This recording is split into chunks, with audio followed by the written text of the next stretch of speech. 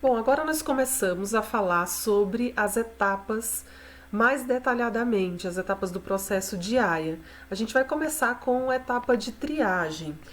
Nós vimos que essa etapa tem como ponto fundamental separar aqueles projetos que podem exercer impactos ambientais significativos ao ambiente onde eles serão instalados e, por isso, eles devem passar por um processo de AIA completo, ou ainda se esse empreendimento tem impactos ambientais previsíveis ou que não sejam significativos e, por isso, passam por um processo de licenciamento simplificado, onde o órgão ambiental apenas vai fiscalizar a questão da obediência aos padrões de qualidade ambiental.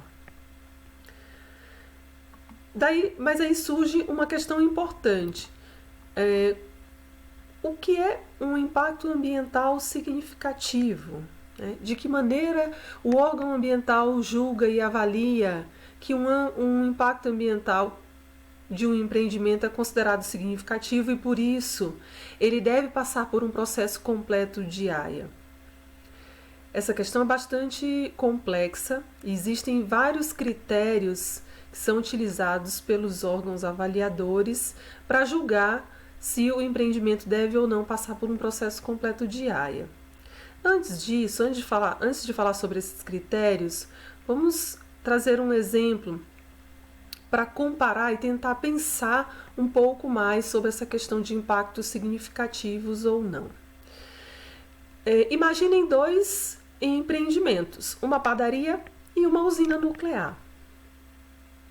Qual deles dois vocês acham que trariam impactos ambientais significativos para o ambiente? Essa questão parece muito simples, né? Parece muito óbvia que uma padaria traria menos consequências graves para o ambiente. Eles têm um ponto em comum, né? Ambos empreendimentos consomem recursos, mas notavelmente a padaria tem impactos ambientais menos significativos. Bom, vamos analisar primeiro essa padaria. Que tipos de impactos ambientais ela gera? Então vamos pensar que esse empreendimento consome insumos, né? Então vamos supor o consumo de trigo, o consumo de lenha, o consumo de eletricidade. Então, para a obtenção desses insumos, né, a obtenção desses insumos implica em consequências e impactos inerentes a essas próprias atividades, ou seja, o plantio do trigo, o processamento do trigo tem impactos inerentes àquela atividade. A obtenção da lenha também tem impactos inerentes àquela atividade, a retirada da vegetação tem implicações, o transporte até o local onde elas serão utilizadas, a geração da energia elétrica, né, tem implicações, tem impactos ambientais consideráveis. Mas será que para autorizar uma padaria eu precisaria considerar esses impactos gerados a partir da obtenção dos insumos para o funcionamento da padaria?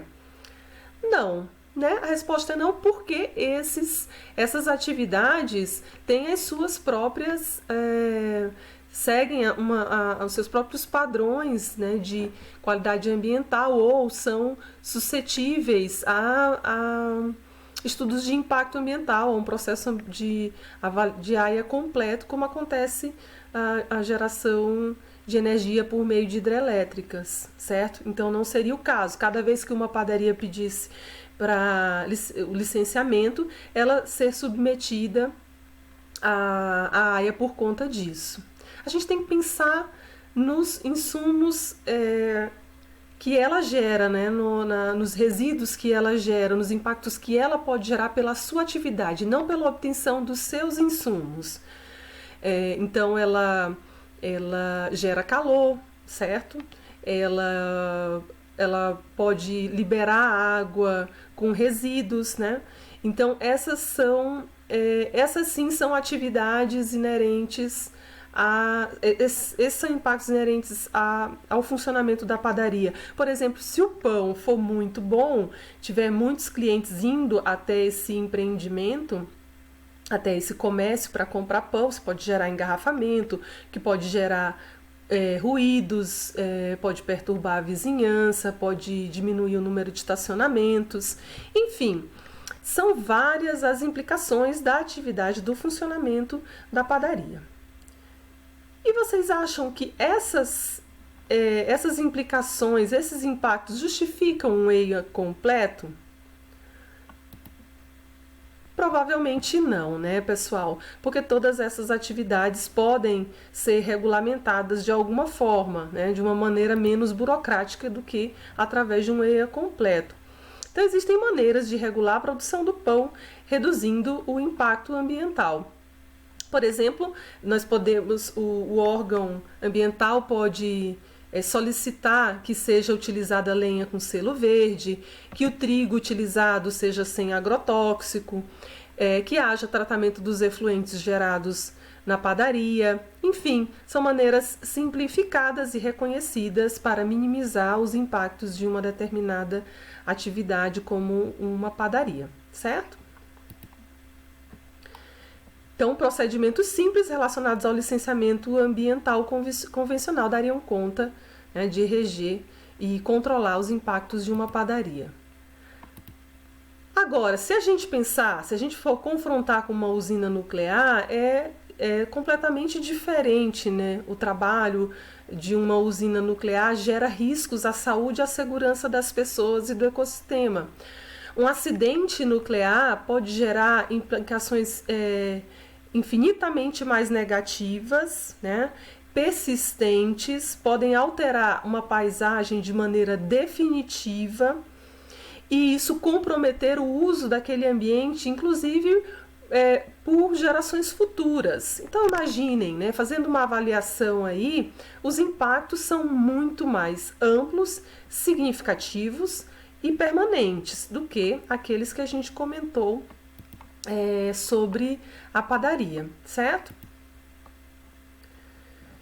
Então, duas coisas a gente tem que observar para pensar se um empreendimento gera impactos ambientais significativos ou não. Então, o potencial que tem determinada obra de causar impacto ambiental depende de dois fatores.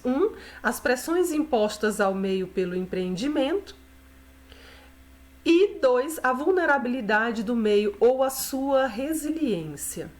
Nessa ilustração, retirada do livro do Sanches, tem um diagrama esquemático para determinar a necessidade de estudos ambientais. Vejam que no eixo X está representada a vulnerabilidade ou importância do meio e no eixo Y a solicitação ou pressão exercida por uma atividade, certo? A solicitação ou pressão de que maneira, qual a intensidade do impacto que está sendo gerado ali, certo? A sobrecarga, a supressão, né, que está sendo, ou a introdução de um fator impactante no ambiente. Então vejam, o AIA ele pode ser necessário quanto maior a vulnerabilidade ou importância do meio. Se a gente observar aqui no eixo X, para esse lado, né, ambientes menos vulneráveis, a AIA desnecessária. Ambientes mais vulneráveis, a AIA pode ser necessária. Assim como se a solicitação ou a pressão exercida no ambiente é baixa, o AIA é desnecessário e ele vai ser provavelmente necessário quanto maior for a solicitação ou pressão. Então, há uma relação muito clara entre esses dois fatores e o potencial de impacto, certo? Quanto maior a vulnerabilidade, maior o potencial de impacto, assim como maior a solicitação ou pressão imposta pelo projeto. Então, são variáveis que se relacionam diretamente, certo? O potencial de impacto, então, resulta da combinação entre a solicitação, que é essa pressão inerente ao projeto, e a vulnerabilidade do meio, né, com uma relação direta. O que é a vulnerabilidade do meio? Tem uma relação interessante com a questão da resiliência, porque quanto mais vulnerável o ambiente, eles têm uma relação inversa, a resiliência e a vulnerabilidade. Quanto maior a vulnerabilidade, menor a resiliência, ou seja, quanto mais vulnerável, maior a dificuldade aquele ambiente tem de recuperar-se de um impacto ambiental, certo?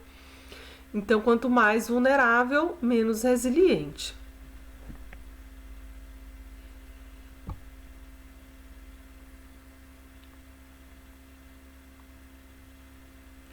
Então, essa relação entre solicitação e vulnerabilidade definem o potencial de impacto. Então, com base nessa relação, foi criado aqui um diagrama interessante que mostra um conjunto de critérios práticos enquadrados em 3 campos para definir se a AIA completa é necessária ou não. Então, vejam aqui o conjunto maior é o conjunto das atividades humanas, onde em geral, né, uma boa parte dela, o processo de AIA completa é desnecessário. Dentre essas atividades humanas, um subconjunto, que é o conjunto das atividades que podem causar impacto ambiental e são sujeitas a controle administrativo ambiental, como, por exemplo, licenciamento ou um outro mecanismo, ali a gente tem que a AIA pode ser necessária, dependendo da vulnerabilidade, por exemplo, do ambiente onde aquele empreendimento será instalado. E um subconjunto ainda menor, em escuro, diz, é referente às atividades sujeitas à AIA, né? Porque elas causam um impacto ambiental significativo.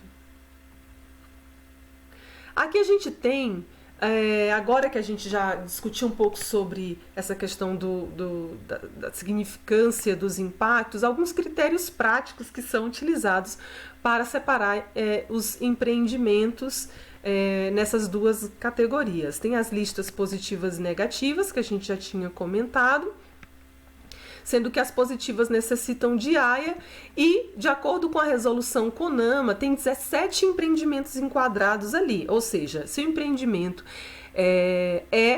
de alguma dessas 17 categorias, necessariamente ele precisa passar por um processo completo. As listas negativas são aquelas onde são dispensados esses processos completos, né? É bastante importante considerar o critério de porte do empreendimento, né? Acima de 100 hectares, eles, mesmo que estejam nas listas negativas, eles podem estar sujeitos à AIA completa, tá? Aqui nós temos um recorte da lista de empreendimentos sujeitos à apresentação de AIA no Brasil. Então, não estão as 17, estão algumas delas: estradas de rodagem, portos, terminais de minério, oleodutos, linhas de transmissão, obras hidráulicas, extração de minério, aterros, usinas de geração de eletricidade, algumas, né, as maiores, complexos, unidades industriais e agroindustriais, exploração econômica de madeira ou lenha, distritos industriais e zonas industriais, né, estão categorizadas aqui. O Banco Mundial faz uma categoria interessante quando ele recebe projetos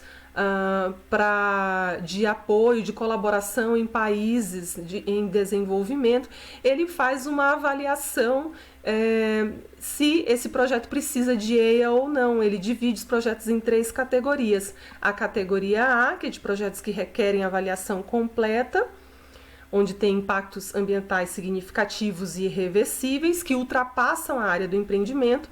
A categoria B, dos projetos que requerem uma análise ambiental simplificada antes de tomar essa decisão. Então, são impactos reversíveis e restritos à área do empreendimento, onde medidas para mitigação do impacto são capazes de minimizá-los, né?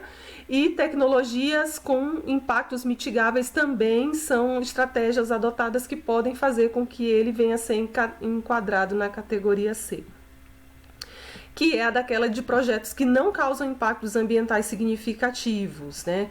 Não tem nenhuma ação de avaliação ambiental é necessária nesses casos, tá?